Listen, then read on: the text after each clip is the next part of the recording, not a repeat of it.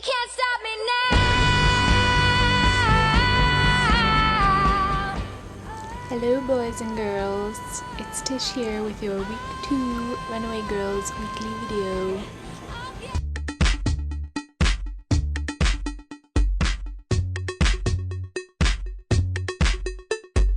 If you were a TV show character, who would you be?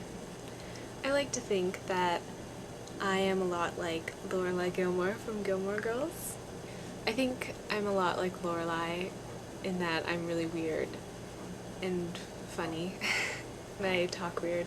I think I'm like her, and I think I will be like her as I get older because, you know, she didn't start out the greatest, like having a kid at 16. I mean, I've never done anything like that, but, you know, I screwed up college the first time, and, you know, I'm kind of like just trying to figure out my life, and she did that because she had a kid really young and she had to figure out her life and, you know, figure out a way to make her dream of opening her own inn come true. And I have to find my way of making my dreams come true once I figure out what they are. And she manages to be like totally silly and crazy and fun, but she's also responsible at the same time, which I think I need to work on. And I just really like her life. She's just made a real home for herself in that small town. I kind of make my life and make my own family because I'm not really that close with my parents. So I think we have some things in common, and I definitely like aspire to be more like her in the future and figure out my life like she figured out her life. And maybe fall in love like she did. That'd be nice.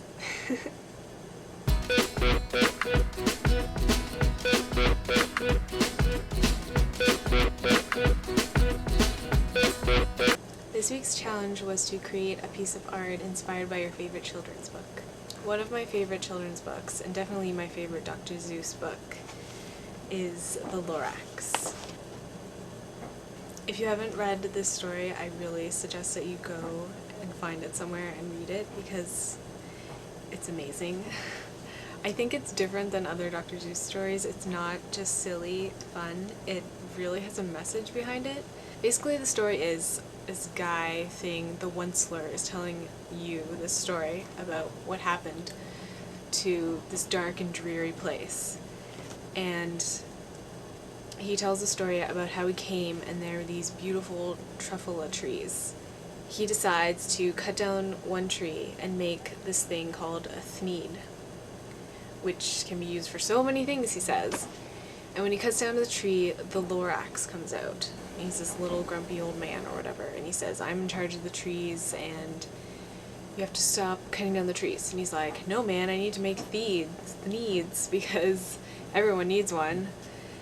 So he keeps chopping down the trees, and he calls up his family, makes this big factory, and he keeps cutting down more and more trees, and then, you know, the bear things that feed on the trees don't have food anymore, so the Lorax has to send them away. And then the last truffula tree gets cut down, and so the factory closes, and then there's nothing left. There's no trees, there's no animals, there's just this big empty factory and the Onceler, and the Lorax leaves too. And then in the end he says, he like gives you, or the little boy he's telling the story to, a truffula seed and says plant it and take care of it and start this whole thing again and bring back all the trees and all the animals.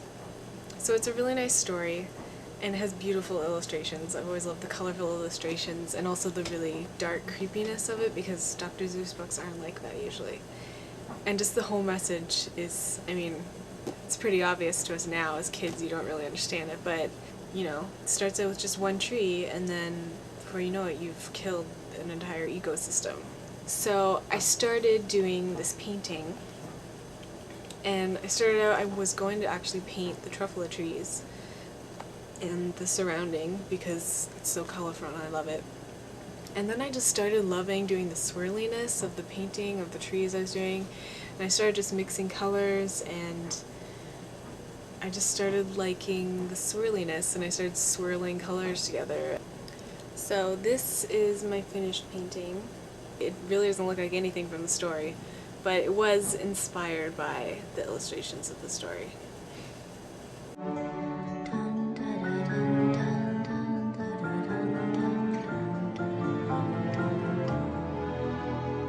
My love of the week is Skunk Boy Creatures, which is Katie Shelton, who makes these adorable plush animals. They're so cute, and they're all made from like vintage fabric and different kind of fabrics, and they're not like any other plush animals that you've ever seen. They're so cute and so unique, and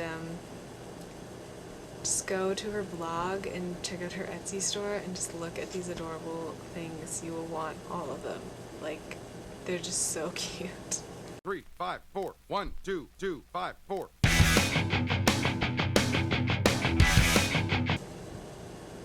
5 things I've discovered recently. I recently discovered that my biker boots, which I started wearing because the snow started melting and the sidewalks were pure slush, I discovered that they are not as waterproof as I thought. I thought they were like totally waterproof because they're all rubber and pleather, but wading through the slush and like really deep puddles walking to school, my feet got a little bit wet. I discovered 2 kinds of mascara that I don't like.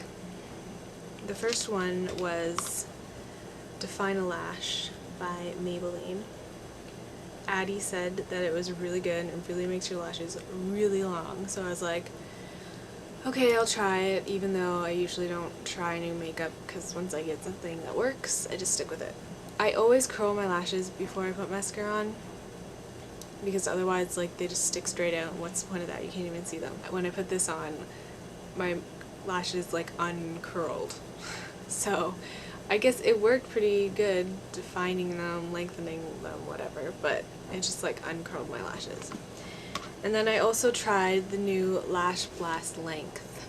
It also uncurled my lashes pretty much. I discovered a really awesome blog recently.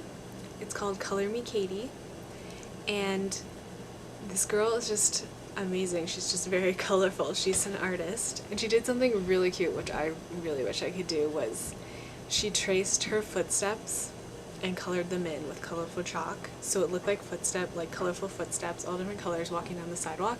I just thought that was so cute. I think it's just great how she just colorizes the world around her and just makes it so colorful and cute. This isn't really a discovery, but something I just got finally is the new issue of Vanity Fair. It's the Hollywood issue. They interview like all these upcoming stars, not always young stars, just new upcoming stars. And I love most of the girls on this cover, so I really wanted to get the magazine so I could read about them. It's one of those fold-out covers. This Saturday, Kim and I made a trip to the LCBO to get alcohol for our fun drunken Bible game night, which you'll see video of later. I'm editing a video of all the stuff I took that night. And I have this thing, as you know, for glass bottles and perfume bottles and also alcohol bottles.